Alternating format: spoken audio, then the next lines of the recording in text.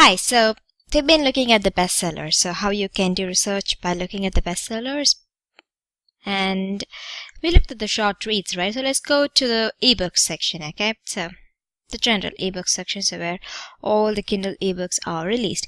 And as you can see, as I told you before with the short reads, it's not good to look at just the general bestsellers because those, see, one thing is you might have a lot of books by very, very popular people who are actually doing a lot of marketing and pre-selling. As an entrepreneur, as an online marketer, or someone who just wants to do this without having to spend a lot of money, you can't compete with that. Okay, I wouldn't want to get to the top of the general bestsellers. If I do, that's fine. Maybe later on, once you have a lot of following, you can do that. But right now, it's better to go inside, okay, and look for categories that you can work with. So, and even if you see, most of these are fiction, okay, it could be romance, it could be mystery. So these are fiction written by, a couple of them were probably published by publishers. They're written by prolific writers, people who have a huge following. So all of these are fiction. Do you see any non-fiction in here? No. So the process is pretty much similar to the process we had with our short reads. So if we're going in, we have to go in. And similarly, we were looking at children's books, remember? We can look at that as well, or we can go to the self-help section. So, and well, look at that. This is a very popular book. So you can look at the topic that's selling, go inside of it, and maybe stress management or things like happiness or something like that. Maybe whatever you want to look at. Just look at all of those things so you know what's working for you, what's going to work for you. Well, 15 things you should give up to be happy. So you won't, in bestsellers, don't try to find many, if it's a very good topic, don't try to find many books with very less reviews or anything, but you can sometimes find some. See, this Crush Your Limits, it has only 13 reviews, and this only has 37 reviews. Given enough time, you can get that many reviews and you can compete with these books. So okay, let's see the 700 paid, and if you go here, well, it's a new release, in fact, apparently. Nice. Okay, so that's the thing, it's a new release. So is this it's probably written by a very, very famous writer. It looks like that. Okay, then we can probably look at this then. They released in both Kindle and paperback. It's #1 bestseller in Etiquette.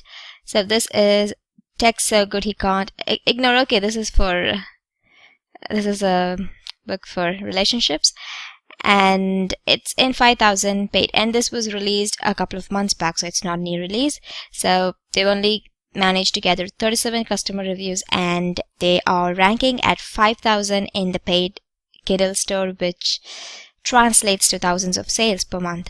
And if you look at this person's page, they seem to have a decent number of books, and all of them are in relationship. Okay, fine, but still, from here you can see that in the happiness section, this, apart from the books that were released by publishers, huge books, if you look at these things, you can see that books like even this, but this is not within the section. Okay, so books like relationship books, and relationship books do well, apparently, even if you aren't a prolific writer. And what else does well? So you have to go through this and look for topics. Okay, you can, and as you can see, this is a very good niche, because books with just 37 reviews, they are ranked at the 5,000. They have a paid rank of 5,000. So that, and where was that book in the bestseller ranking? Well, it was, see, this is a book in the 21st position. So this is a very, very good category. Happiness inside non-fiction. Self-help apparently is a very good category. So when you see that So when you see things like this, okay, so it's obviously a competitive category. If we go to just ebooks, and there's self-help in here. There isn't self-help. Okay, I think you have to go to the non-fiction. Yes. Okay, non-fiction, and then if you go to self-help, and inside of that, let's go to happiness. Okay. Well, there are over 1,000 results. Okay, good. So if there are a lot more results, I'd say it's competitive. So there are 1,000 results, and the first page has some normal books as well, books that don't have a lot of reviews. So that's good. So it's a good category to go into, and the books that are in bestseller, they rank very, very, very well. Okay, so if a book in the bestseller ranks less than 10,000, if a book in the top 10, okay, it ranks less than 5,000, it's at the 5,000 range, that's great. If a book that is at 20, if it ranks less than 5,000, or it ranks at around 5,000, that means it's a very, very great niche to get into. Okay, but as you can see from here, these aren't just normal books. Okay, these are books that are written by people who know their stuff. The length is big. Okay, these aren't short books. So if you want to write short books, you have to go and look at the short reads section that I just recorded. Okay, this is for full-blown books. So it's a full-blown book. You have to know a lot about this stuff, do a lot of research before you write something in this particular topic. So that's one way of doing things. Okay, so coming to the bestseller section, look into everything, and if these particular books, they have a good ranking, the bestsellers, so the bestsellers have a very good ranking, below 10,000 usually, and don't just look at only the first seller. Okay, look inside, look further, and see where these books are ranking. Are they really ranking in a proper Are they really properly ranking? Okay, this is a #1 bestseller in etiquette. So maybe we could just look at something that's just related to happiness. So it's something like this. It just has 79 reviews.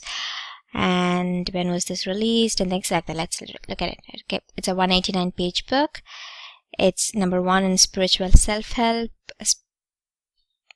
And, well, okay, it's 100-page. And it was released in 2016. See, okay, generally you can see that it's ranking in this category and it's doing decent. Okay, it's selling decently well.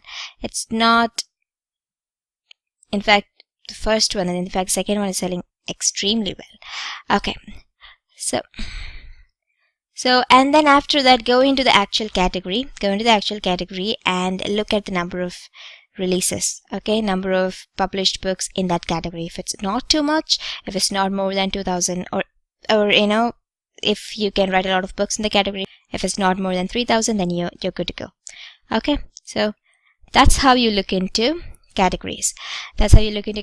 And find viable niches to write on, and not just niches. If you once you find the viable niche, you can actually find the book type of book inside as well. See, 15 things you should give up to be happy. So this is more about how to be. It's probably more about, what's it about? One second. Look at this. Okay, it's a very good book if you ask me. These things. So now you know, and you have an idea of what you need to write. So 13 things mentally strong people do. So mentally strong, being mentally strong is related to happiness, being happy.